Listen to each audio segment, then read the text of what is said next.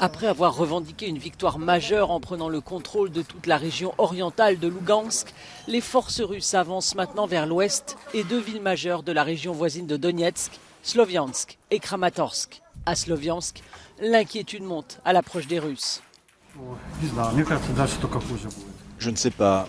Je pense que ça va seulement empirer.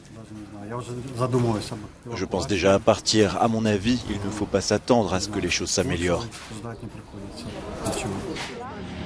À la périphérie de Lysychansk, désormais sous contrôle russe, les troupes ukrainiennes se retirent, fatiguées et frustrées d'avoir des armes obsolètes. Ce soldat qui répare son char endommagé raconte le combat de Lysychansk. C'était l'enfer, mais nous le reprendrons. Un autre montre une vieille mitrailleuse utilisée pour contrer les Russes.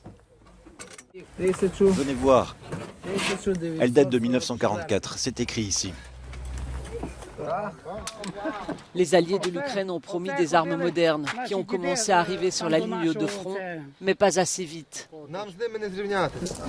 À Kiev, la première ministre suédoise Magdalena Andersson a apporté son soutien.